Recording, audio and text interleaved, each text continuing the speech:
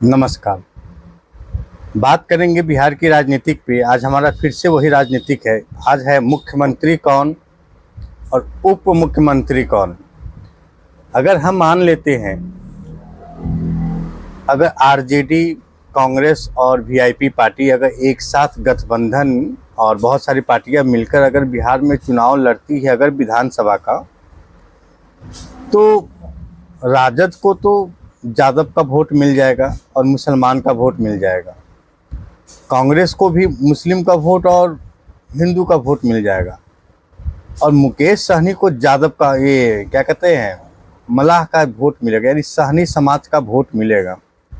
तो आखिर ये समझ में नहीं आता कि आखिर मुकेश सहनी को किस ग्राउंड पे उप मुख्यमंत्री बनाया जाएगा। तो सपने देखना बहुत आसान है मुकेश सहनी जी। आप किस ग्राउंड पे आप ये दावा ठोक रहे हैं कि हम उप मुख्यमंत्री बनेंगे, ये बिहार के लोग आपसे पूछना चाह रहे हैं। ये वही मुकेश सहनी है जो यूपी चुनाव में फूलन देवी का माला लेकर घूम रही थी। समझ रहे हैं ना, अपनी जाति को ढूंढ रहा था। और आपको पता है कि फूलन देवी कौन था? फूलन देवी एक डाकू थी, एक महिला डाकू थी जो लोगों को लूटा करती थी, छीन छोड़ करती थी। अब बताइए, उसका पुतला यूपी में घर घर भेजा तो एक सीट आप लेके नहीं आ पाए, एक चुनाव एक सीट भी आप जीत नहीं पाए। दावा किए कि हम तो सर यहाँ कम से कम 10 सीट जीतेंगे, आप एक सीट भी नहीं जीत पाए। और आप चले हैं बिहार में उप मुख्यमंत्री बनने का सपना लेकर घूम रहे हैं। आपको पता है पिछला विधानसभा चुनाव जो हुआ था उसमें आपको 2-4 सीट आपको इसलिए मिल गया था क्योंकि वह कैंडिडेट था बीजेपी का, ठीक है ना। और बीजेपी अपना कैंडिडेट खड़ा कर दिया आपके सीट पे और आपका वोट ले लिया। तो मूर्खों वाली बातें मत करो मुकेश सहनी, कुछ ठीक नहीं है। जनता को बलगलाओ नहीं, अपनी जात के लोगों को भ्रमित मत करो। आप अपने जात के लोगों को भ्रमित कर रहे हैं।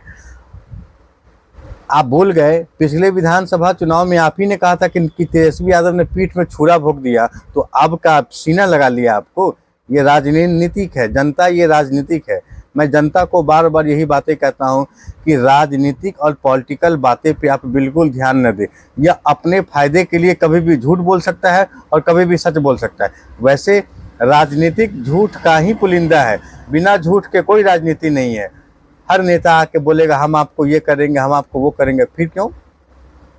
सवाल यही है मेरा कि अगर बिहार में चुनाव होगी तो राजद और कांग्रेस और वीआईपी पार्टी और हेमंत सोरेन की सरकार और भी छोटे मोटे जो पार्टियां, जो दल के लोग, ये सब गठबंधन मिलकर जब चुनाव लड़ेंगे तो किस ग्राउंड पे मुकेश सहनी को उप मुख्यमंत्री बनाया जाएगा? भाई देखिएगा मुकेश सहनी जी, इस बार बिहार विधानसभा चुनाव में आप एक भी सीट नहीं जीत पाएंगे, ठीक है ना। मलाह का वोट इतना है नहीं, कहाँ लड़ेंगे? मुजफ्फरपुर, सीतामढ़ी, शिवहर और बेगूसराय, यही ना।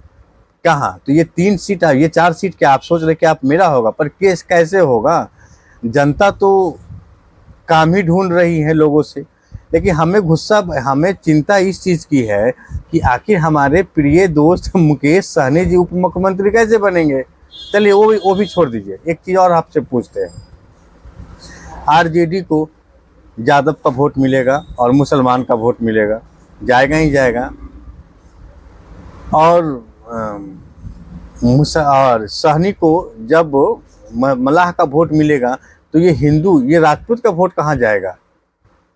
राजपूत का वोट कहाँ जाएगा? ये जरा आप सोचिएगा। राजपूत भाई लोग ऐसे सोचते नहीं है, कोई फर्क नहीं पड़ता, लेकिन ये राजपूत का वोट जाएगा कहाँ है आपको पता? तो ये तीनों पार्टी है। देखिए अपने अपने जात की कितनी लड़ाई है। मुकेश सहनी कह रहे हैं हम उप मुख्यमंत्री बनेंगे, तेजस्वी यादव कह रहा है कि हम मुख्यमंत्री बनेंगे, और कांग्रेस बेचारे कुछ बोल ही नहीं रहा है। राहुल गांधी अभी 16-17 दिन बिहार में यात्रा किए हैं, वोट चोर, फलाना चोर, ये चोर, वो चोर।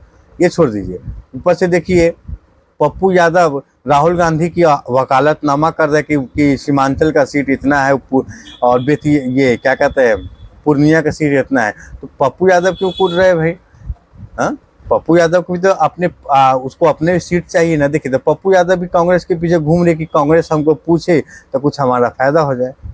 हाँ। और मुकेश सहनी तो हमको लगता है कि पागल हो गया है बेचारा। मुकेश सहनी एक टीवी चैनल को एक इंटरव्यू में कहा था मोबाइल पे कैलकुलेट जोड़ करके। तो सुनो, ये बात सही है कि फेसबुक पे और यूट्यूब पे जिस जाति का जो नेता होता है उस जाति का उसको फॉलो करके रखता है, ये बात सही है।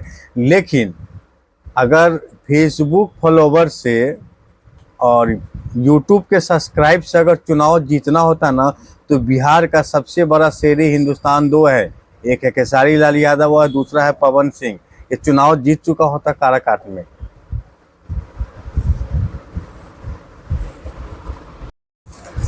तो मान लेती है कि अगर मुकेश सहनी है तो कभी कहते हैं कि हमको मलाह का इतना परसेंट वोट है, ये परसेंट वोट है, लेकिन देखना भाई कुछ दिनों बाद अभी एक प्रेस कॉन्फ्रेंस करेंगे तेजस्वी यादव जी, और उसमें यह बात कहेंगे, ये मुकेश सहनी फिर ऐसा ना हो कि हमको फिर से पीठ में छुरा भोग दिया।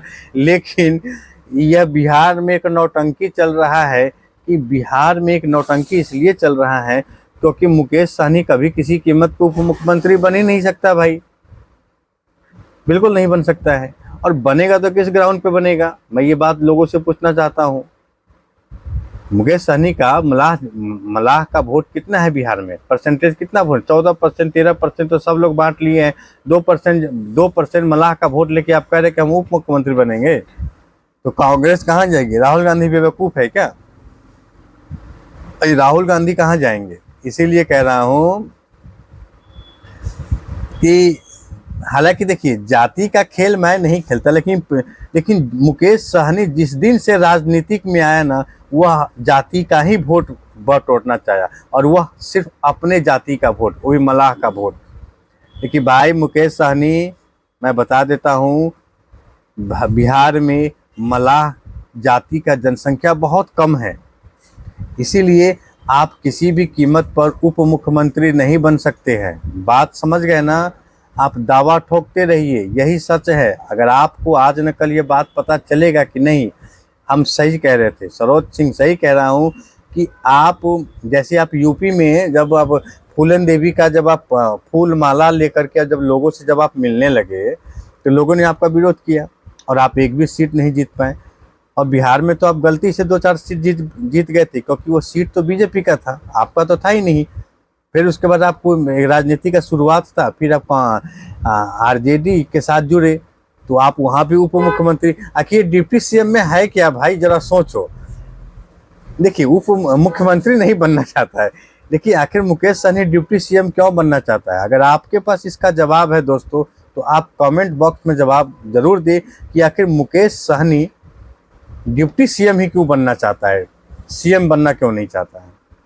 अगर ये वीडियो अगर आप फेसबुक पे देख रहे हैं तो लाइक कमेंट शेयर जरूर करें, और फेसबुक पे देख रहे हैं तो भी आप इसको लाइक करें और शेयर जरूर करें। जय हिंद,